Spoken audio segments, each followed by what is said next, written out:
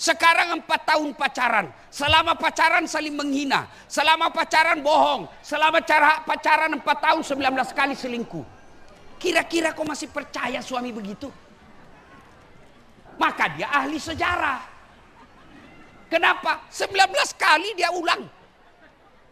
Rasulullah rumah tangganya ibu-ibu, mudah-mudahan semua punya rezeki umur panjang. Pergi ke Madinah. Lihat itu di samping Masjid Nabawi, ada di situ museum Rasulullah. Di situ kita bisa lihat miniatur rumahnya Rasul. Nabi kalau berdiri kepalanya menyentuh langit-langit. Kakinya kalau sholat menyentuh kepalanya Aisyah karena kecilnya kamarnya. Tidur pakai pelepah daun kurma, bukan bantal. Setiap Nabi bangun ada bekas pelepah daun kurma di pipinya. Dalam keterbatasan ekonomi itu, beliau katakan, baiti jannati, rumahku laksana surga bagiku. Sementara kita kasur spring bed, AC baik, farmer pak harganya bukan dibeli pakai rupiah, belinya pakai dolar. Tapi apa? Tidak bisa tenang dalam rumahnya. Koreksi buat kita kalau kita. Maka di dunia hasanah itu punya istri yang baik. Ibu, oi. Mau jadi istri yang soleha.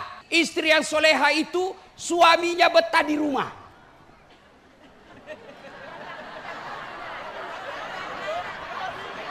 Apa? Dia bilang suaminya, menderita kita kalau di rumah Ustaz. Sampai ada yang bilang, Ustaz, bolehkah kita itu nanti di surga kalau ada istri kita minta tempat lain? Ayo ibu, ayo ibu. Bu, kalau ibu mau tahu, ibu sebagai istri yang soleha, kalau suamimu betah di rumah, selalu gelisah mau pulang, itu wanita penghuni surga. Tapi kalau tidak betah di rumah, perlu koreksi. Jangan marah ya bu ya, jangan marah. Ini tujuannya ceramah, supaya ibu bawa pulang ada perubahan. Apalagi kalau ibu sudah 60 tahun ke atas, mau kemana ibu?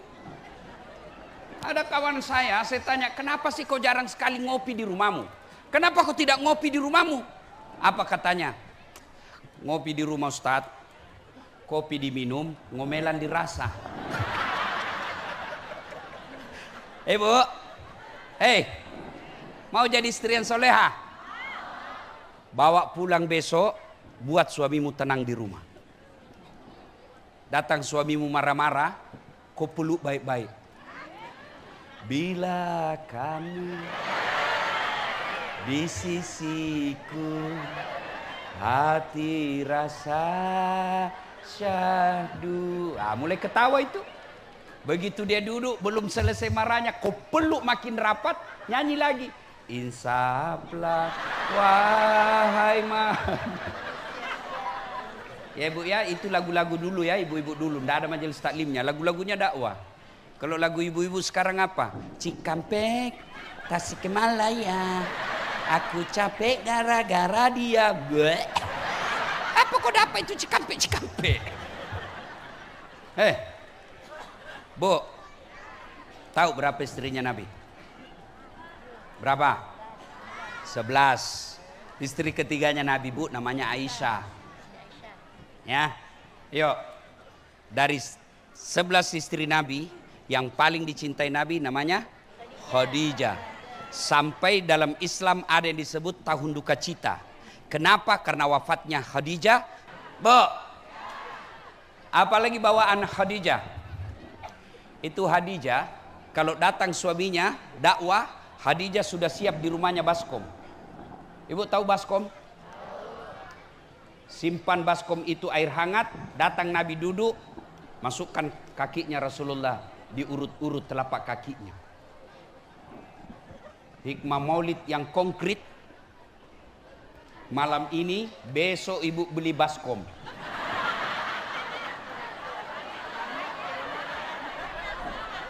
Ya, ada di rumah banyak. Itu kau isi air hangat, tunggui suamimu pulang.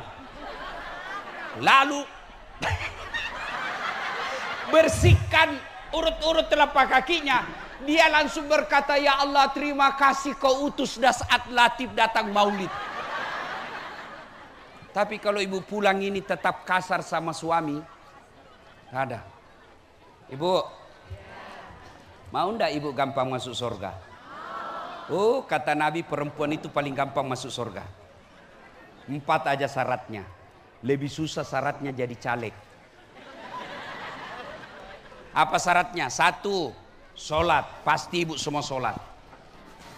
2, puasa Ramadan. Saya yakin ibu pasti semua puasa Ramadan. 3, menjaga harga dirinya. Salah satu cara jaga harga diri pakai kudung dan tidak pernah keluar kecuali izin suaminya. Ditemani oleh keluarganya. Ini yang agak 4 agak susah. Ini agak susah. Menaati perintah suami. Datanglah ibu-ibu melapor sama Nabi. Ya Rasulullah, tetangga saya keterlaluan. Kenapa? 3 kali saya datang, minta dia datang besuk sama ibunya yang sudah wafat. Mulai dari sakit, sakaratil maut, sampai dimakamkan sekalipun dia tidak datang besuk ibunya. Kata Nabi keterlaluan betul itu ibu. Kenapa memang? Dia dipesan kata suaminya, yang lagi pergi jihad, yang lagi pergi cari nafkah, jangan kau tinggalkan rumah sebelum saya pulang dari kerja. Begitu datang utusannya sakit mamanya, dia bilang saya mau sekali ke ibuku, tapi suamiku pesan tidak boleh keluar rumah. Mendengar ini apakah Nabi marah? Subhanallah, Nabi justru menyampaikan diampuni ibu yang wafat karena punya anak istri yang taat terhadap perintah suaminya. Kira-kira masih ada perempuan begini? Masih ada? Masih ada? Saya mau tanya, ibu-ibu semua ini kan? Ibu-ibu semua ini kan? Ibu-ibu. Saya mau tanya ibu. Ibu pernah rasakan hamil? Enak enggak? Enggak toh? 9 bulan ibu jalan susah. Ibu-ibu selama hamil pernah enggak tengkurap? Berapa bulan? Berapa bulan ibu tengkurap? 9 bulan. Pernah melahirkan ibu? Enak enggak? Pilihan antara hidup dan mati.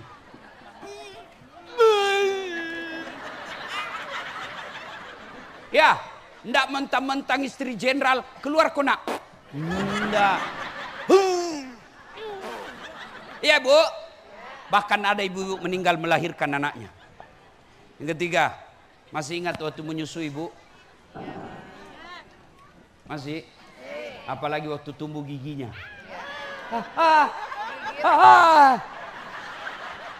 Apa ibu tempeleng? Hei, kok gigit saya? Enggak. Anak lepas kona. Sekarang saya tanya ibu. Saya tanya ibu. Susah kan itu 3-3? Itulah sebabnya Nabi katakan ibumu, ibumu, ibumu. Kenapa? Karena 3 ini yang tidak bisa dipikul oleh laki-laki. Mengandung, melahirkan, menyusui. Iya. Sekarang tolong jawab. Bagi ibu-ibu yang mengharap surga, tolong jawab saya dengan jujur. Siapa yang mengandung ibumu? Siapa yang mengandung suamimu? Jawab dengan tegas. Siapa yang mengandung suamimu? Siapa yang melahirkan suamimu? Siapa yang menyusui suamimu? Sekarang tolong jawab. Siapa yang terima gajinya suamimu? Maka pantas ketika kau durhaka sama suamimu, kata Nabi, jangankan masuk surga, baunya surga kau tidak dapat. Ibu mau ndak mau gampang masuk surga, kata Nabi? Taati perintah suamimu. Cuma sekarang bisikan setan, dia lawan suaminya, lawan ke suamimu, sedikit aja gajinya, lawan suamimu, lawan suamimu, lawan suamimu. Itu jangan ketawa, saya serius ini. Untuk apa ibu datang maulid tiap tahun kalau tetap melawan suami? Itulah sebabnya Allah memberikan perlakuan khusus kepada perempuan. Kenapa? Karena perempuan ditanggung sama suami. Ibu, dengar baik-baik ibu. Dengar baik-baik. Suamimu tidak sholat, ibu tidak tanggung dosanya. Suamimu berjudi, ibu tidak tanggung dosanya. Suamimu berzina, ibu tidak tanggung dosanya. Tapi ketika ibu tidak pakai kudung, ibu tidak sholat, ibu tidak puasa, ibu tukang gosip. Suaminya dulu dicari, mana ini suaminya ini? Itulah makna ayat ku ampusakum wa ahlikum nara. Ibu ditanggung di dunia juga. Apa maksudnya Ustaz? Malu itu suamimu kalau kau pulang kampung tidak pakai baju baru. Dia pikir itu suamimu bagaimana kau dibayarkan semua itu utang-utangmu. Dia pikir itu suamimu bagaimana kau pulang kampung pakai emas supaya kau tidak dihina sama saudaramu. Dia pikir kau suamimu dunia akhirat. Maka pantas istri yang durhaka kepada suaminya jauh dari surga. Jangan marah ibu ya. Kalau kau marah enggak apa-apa, saya mau pulang juga nanti. Bapak-bapak.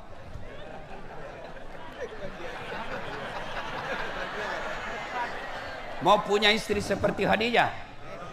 Jawab dulu Pak. Mau punya istri seperti Khadijah? Siapa istrinya Khadijah? Siapa suaminya Khadijah? Siapa suaminya Khadijah?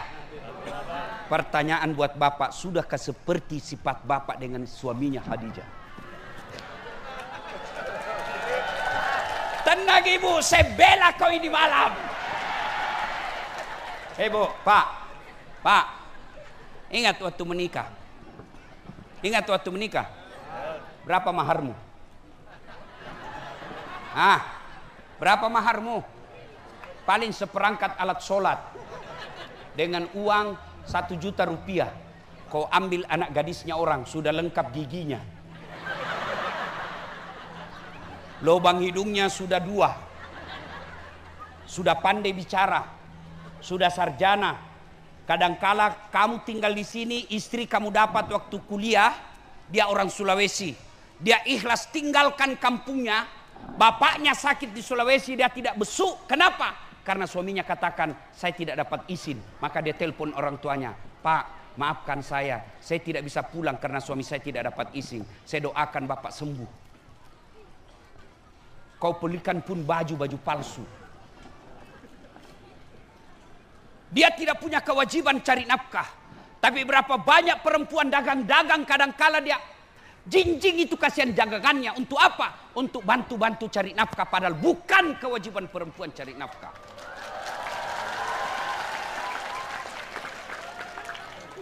Tenang ibu, saya bela kau malam ini. Maka pantas, kata Nabi, bukan bagian dari umatku suami yang tidak tahu memuliakan istrinya. Bapak tahu itu Nabi, berapa istrinya? 11. Tidak satu pun pernah mengatakan, saya menyesal menikah dengan kau Muhammad. 11 istrinya. Bapak cuma 1.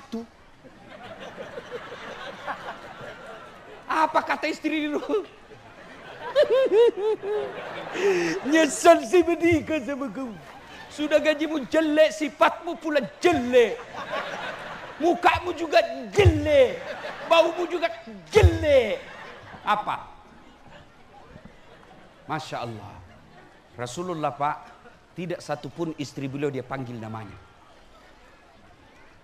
Kalau beliau panggil istrinya Khadijah, tidak pernah dipanggil Khadijah sini dulu. Tidak. Ya Ummul Mukminin, wahai ibunya orang Islam. Khadijah beliau panggil, Aisyah beliau panggil, ya Khumairah, karena memang Siti Aisyah merah delima pipinya. Bapak bawa pulang ini, panggil istrimu dengan panggilan kasih sayang. Jangan terlalu jujur. Mentang-mentang istrimu hitam. Wah, ini sudah sentimen pribadi nih.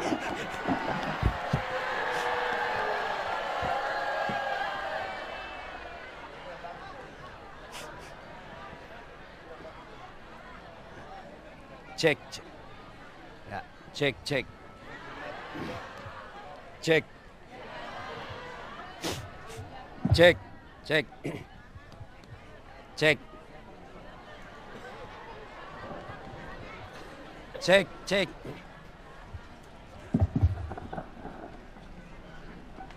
Ibu bapak, saudara-saudara sekalian, terutama ini kita kaum lelaki. Bapak pikir bapak yang hebat?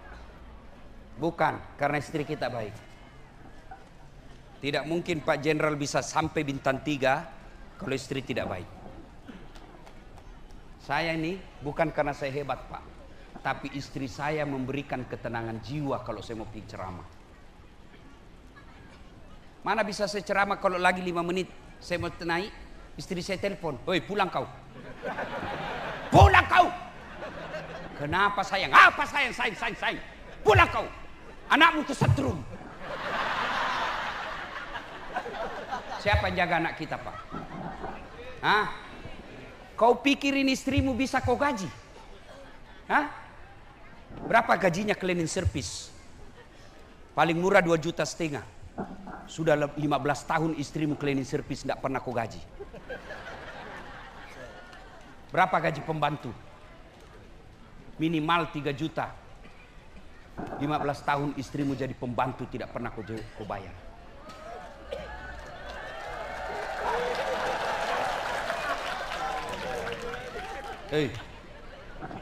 Berapa gaji babysitter?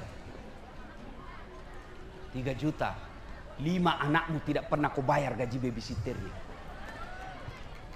Maka muliakan istrimu. Muliakan istri. Saya tidak suka Ustaz. Kalau kau tidak suka, nasihati. Pasti kau yang gagal didik istrimu. Saya tidak senang Ustaz. Tukang gosip, malas sholat. Ceraikan baik-baik, bukan dengan memukulnya. Menurut konsep Quran, nasihati. Sudah nasihati baik-baik, agak keras suaramu sedikit. Belum juga berubah, pindah tempat tidur. Masih juga tidak ada perubahan, bawa balik ke rumahnya. Masih juga belum ada perubahan, pisahlah dengan baik-baik tanpa kau cerita kejelekannya. Saya heran kita bertengkar tiap hari. Bertengkar, hamil lagi.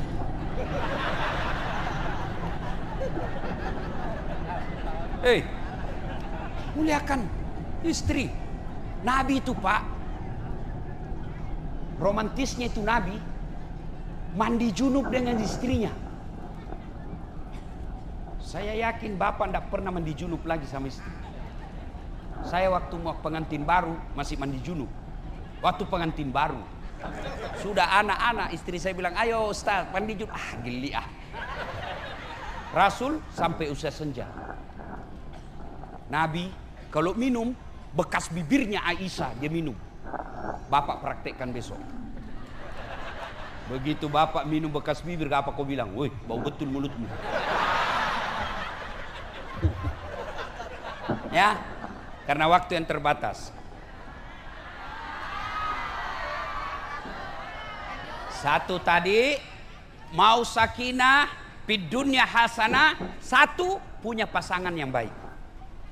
Jadi Bapak punya peluang. Selesai maulud ini, jadilah suami yang baik, jadilah istri yang soleha. Maka kau dapat sudah faktor pertama. Yang kedua, punya anak yang soleha. Bayangkan anak kita sekarang Pak. Saya kalau lihat anak-anak Pak cerdas Pak. Mau lihat anak-anak cerdas, coba lihat dia kalau WhatsApp. Biar naik motor, dia bisa balas itu WhatsAppnya temannya. Cerdasan anak kita Pak. Komputer dia kuasai. Satu aja kurangnya, kurang ajar. Sopan tuh sama cowoknya. "Iya bang, terserah abang aja deh." Baru 2 bulan pacaran, panggilannya apa? Papi mami.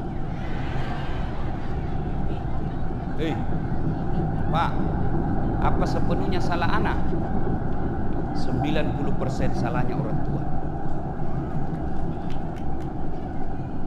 Ibu-ibu yang punya anak gadis, tidak usah jawab. Mana anak gadismu sekarang?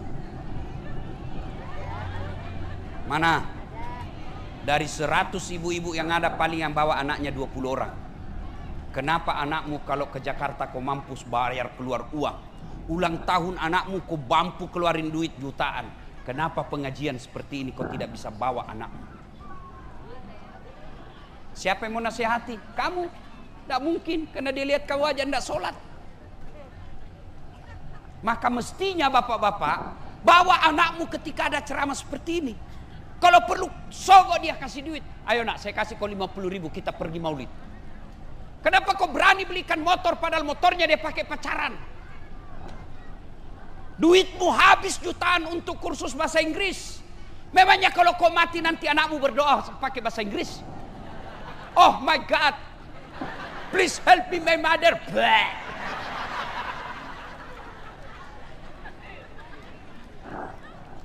Pak, Bu, tolong jawab saya. Tolong jawab saya. Bisa enggak anak sampean jadi anggota DPR enggak pernah caleg? Bisa? Enggak mungkin. Bisa enggak anak ibu bapak jadi tentara tidak pernah lulus sekolah tentara? Enggak mungkin. Bisa enggak anak kita jadi dokter tidak pernah kuliah fakultas kedokteran? Tidak mungkin. Tapi bisa enggak anakmu soleh dan soleha meskipun enggak ada sekolah? Bisa. Mestinya menjadikan anak kita soleh dan soleha jauh lebih gampang daripada menjadikan anggota DPR. Saya lihat ibu saya dia jual kainnya untuk bisa sekolah anaknya. Dia jadi tukang cuci-cuci piring. Tapi apa dia bilang? Kalau saya tidak punya harta, suamiku tidak punya warisan, anakku saya urus, mudah-mudahan anakku nanti yang perbaiki hidupku. Alhamdulillah saya bikinkan masjid mewah. Bapakku saya bikinkan masjid. Padahal dulu tidak ada orang mau lihat orang tua saya. Maka ibu-ibu, anak tuh kekayaan kita. Ngapain ibu awasi suamimu? Jangan ketawa, saya serius ini. Apalagi suamimu yang sudah pensiun. Kau awasi HP-nya, untuk apa kau jagai HP-nya? Nah kita lebih jaga HP daripada anak. Emang itu HP bisa ngajak kamu masuk neraka. Kau lawan kau suamimu, kenapa ada ini lope-lope? Ini namanya WhatsApp salah kirim. Kau maki-maki suamimu, ngapain kau jagai HP-nya? Lebih anakmu kau jaga. Supaya apa? Kalau kau orang hina kau sekarang, kau berdoa anakmu soleh dan soleha, dia yang angkat kamu derajatmu, dia bawa kamu pergi haji dengan suamimu. Anak diurus Pak.